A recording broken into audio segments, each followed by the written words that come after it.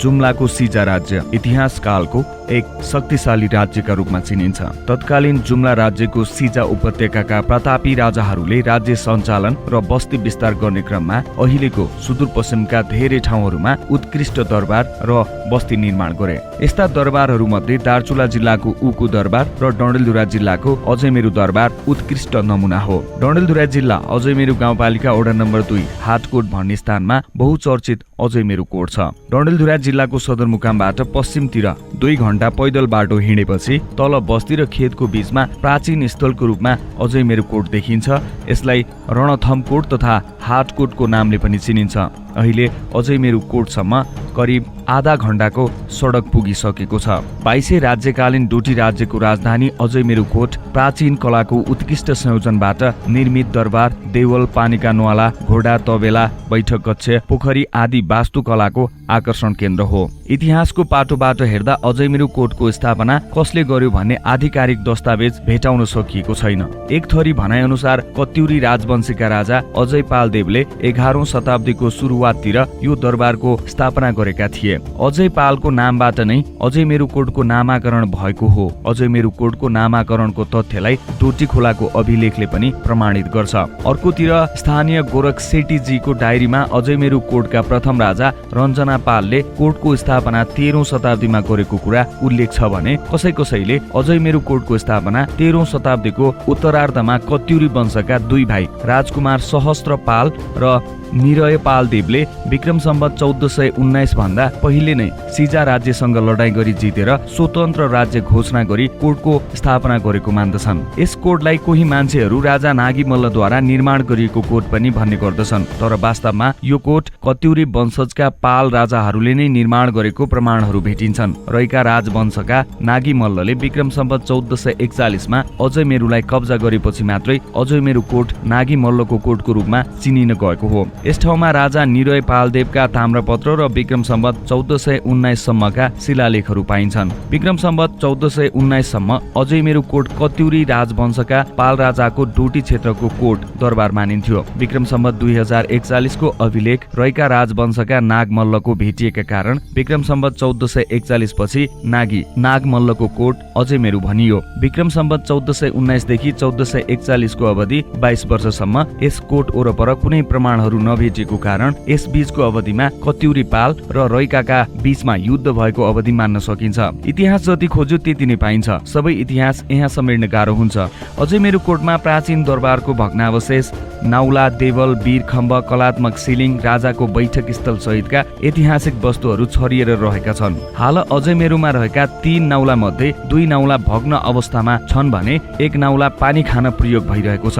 यस स्थानका नाउला र निरोली रिसिडीकोट वरपर रहेका नाउलाहरूको बनावट उस्तै देखिन्छ। अजयमेरु कोटको मुख्य दरबार भएको स्थानको डाँडालाई सर्पले बेरी जस्तै गरी गाड खोलाले घेरेको छ। तल गाडदेखि माथि कोट भएको स्थानमा पुग्न 15-20 मिनट उकालो उक्लनु पर्दछ। यस कोट भएको डाँडामाथि दरबार र राजाका भाइ भारदारहरूको बस्ने हवेलीहरू भग्नावशेषको रूपमा देखिन्छ। दरबारको संरचना सबै भत्केको अवस्था छ। बन्ने बेलामा मुख्य दरबार 7 तलाको बनेको थियो। यसको सबैभन्दा माथिल्लो तलाबाट उत्तराखण्डमा कत्युरी राजाबाट निर्माण गरिएको कत्युरी राजवंशको कुलदेवी जगदम्बा भगवतीको मन्दिरको दर्शन गर्ने र जल चढाउने गरिन्थ्यो।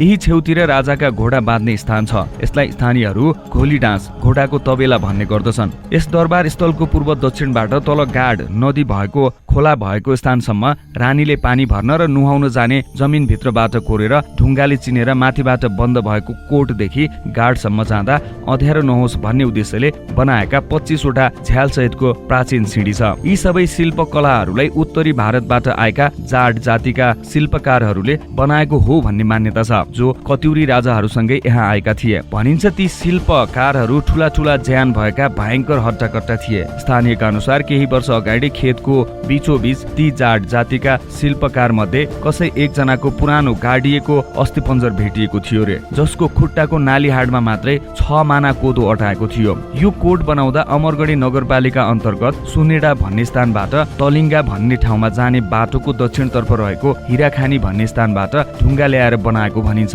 कोटस्थलदेखि तल गाडका किनारमा दरबारका मान्छेहरूको बैठक स्थल छ।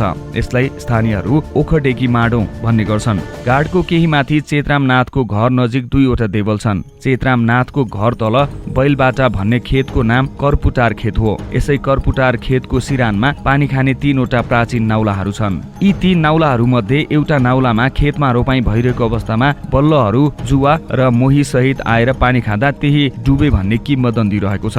यस कर्पुटार खेतको गाडतर्फ खेतको किनारमा भैरव देवताको स्थान छ। यो भैरव देवता तीनै जाँड शिल्पकारका पालामा स्थापना गरिएको हो। यहाँ श्री बेताल र समयजी देवता पनि छन्। अजयमेरु कोट भएको माटो बेताल देवताको हो। अजयमेरु कोटको दक्षिणतर्फ गाडदेखि पारी खजना कोट छ। कोट स्थलको एक किनारमा नागी मल्लद्वारा धामी नचाउने र तल गाड नदीमा फाल्ने ढुङ्गाको खलो छ। दरबार रहेको स्थानदेखि केही ओर डाँडामा एक चाक्लो ढुङ्गा छ। त्यसमा निगलाको मोटो राख्ने र त्यसमाथि धेरै संख्यामा कालीगेडा रिठाका भित्र रहेका काला दानाहरू राख्ने गरिन्थ्यो। ती कालीगेडा माथि काँसको थाल राखेर त्यो माथि धामी बसेर नाच्नु पर्ने हुन्थ्यो। यसरी नाच्दा त्यो बसेको स्थान गाडीको चक्का हिँडे जस्तै यताउता सर्ने र बसेको मान्छे धामी काम्दा पहरोमा खसेर मर्ने गर्दथे। यस प्रकार धेरै देवताका धामीहरू मरेका थिए। यही क्रममा बेताल देवताको पालो आएछ। श्री बेताल देवताको धामी बोहरा थरका व्यक्ति थिए। ती बुढा थिए। तिनलाई बेताल देवताको शक्तिले त्यहाँका सबै ढुङ्गा मोटो कालीगेडा र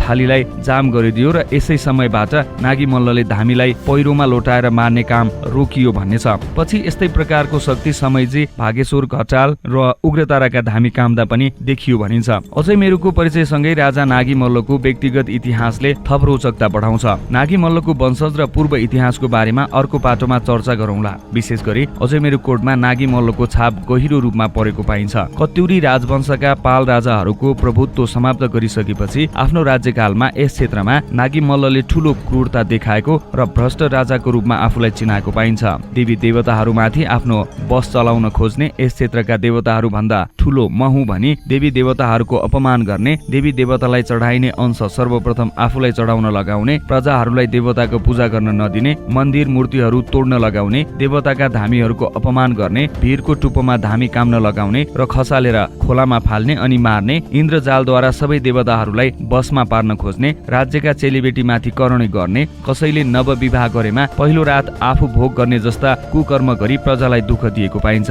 नागी मल्लले 1441 देखि 1450 सम्म जम्मा 9 वर्ष शासन गरेको देखिन्छ। देवी देवताहरूमाथि धेरै ज्यादती गरिसकेपछि शासनको अन्त्यतिर यो क्षेत्रका ठूला देवताहरू भागेश्वर बेताल समयजी उग्रतारा आदिको श्राप लागेर नागी मल्लले ठूलो दुःख पाएको किम्वदन्ती छ।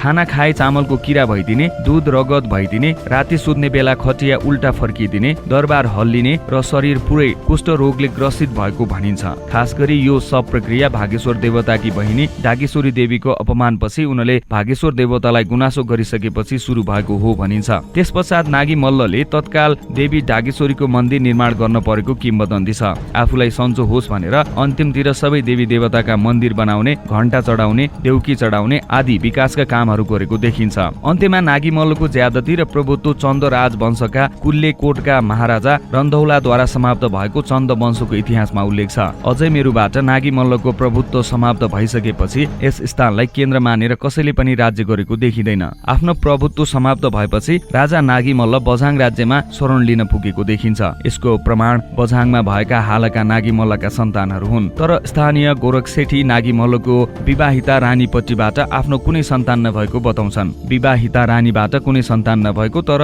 नोकरानी र रखौलपट्टिका सन्तानहरू डण्डेलधुरा गुनपालको धामी गाउँमा र बझाङको बुङ्गल लगायतका गाउँमा रहेको जानकारीमा आउँछ। उनको विवाहिता रानीपट्टिबाट एउटा छोरी रहेको र उनको विवाह भारतको रुपेडिया नजिकका जाट कुमारसँग भएको मानिन्छ। उनका सन्तान अहिले रुपेडियाकै आसपास भेटिन्छन्। यो स्थल ऐतिहासिक मल्लकालको दरबार अवलोकनका लागि प्रसिद्ध छ।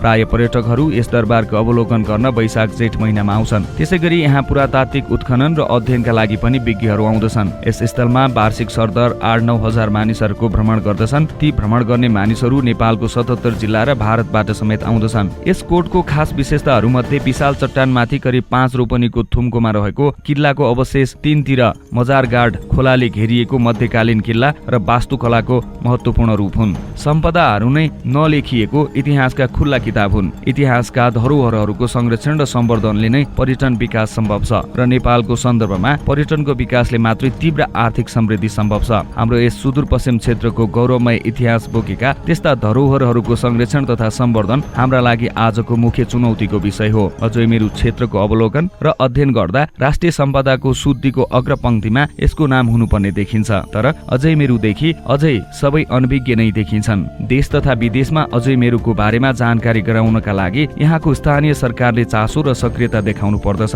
विशेष गरी युवा पिढी यसतर्फ ध्यान आकर्षण गर्नुपर्ने र विकासमा खटिनुपर्छ। यस क्षेत्रको बढी भन्दा बढी प्रचार प्रसार र प्रवर्धन गर्नुपर्दछ।